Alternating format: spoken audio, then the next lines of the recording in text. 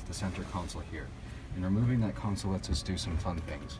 So this is of course for level 3 autonomy, which we'll be launching with, and during autonomous mode we'll be able to do to turn inwards like this to have easier conversation, and also open up the SED for the entire group to be able to experience.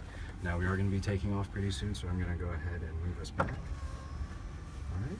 We also have climate control for all 4 seats here, as well as navigation, which is pretty standard. Now all of the passengers will be able to control their own seat positions, climate control for their seat, as well as prompt navigation inputs for the driver via their touch device or via their BYOD devices in the door handles, and that will be able to send the data then to the car via Bluetooth. Is this just a dummy? Is it stuck in? It actually, it is a real phone. It does have the app on it.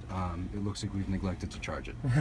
Can I just remove it quickly? Just to see quickly, yes. Just be careful with it. Yeah. It is a prototype.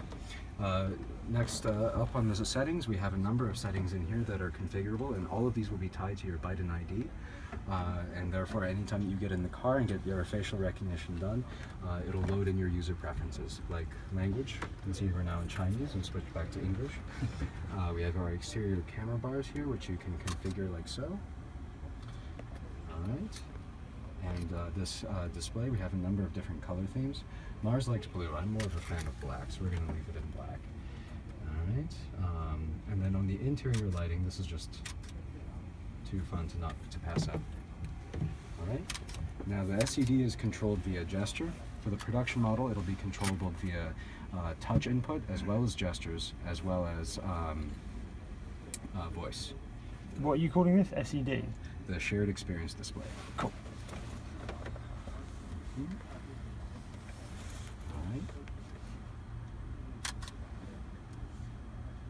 So here's our map. Alright. And so using gestures, we're able to move the map around, like so. And while driving, you'd see your current navigation route displayed on the map, and you're able to see all of your landmarks. You also have your calendar here, perfect, so you remain perfectly synced with your outside world while in the car. Right. We also have entertainment. This is actually this car, not just a few months ago. The first time that the powertrain and the chassis were married together and moved. The very first move in Byton. It's a very special moment for us seeing this and how far we've come. All right. Entertainment is fairly self-explanatory. Otherwise, it has a number of library options for both music and movies. Okay. My communication here is the communication hub, which includes video calls like this.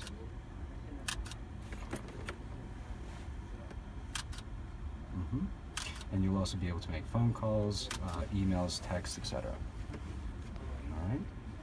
And then we have our last section here we'll go over very quickly, called Health. And this is just an example of the type of data that we'll be able to display for users. And so this is different health metrics from different wearable devices combined into one seamless view inside of our UI, so that you're able to see information that's relevant to you and combine these data sets together to deliver a truly remarkable experience. Okay? Everyone buckled up? Are we good?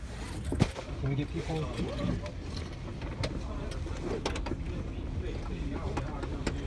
Alright, and away. Alright.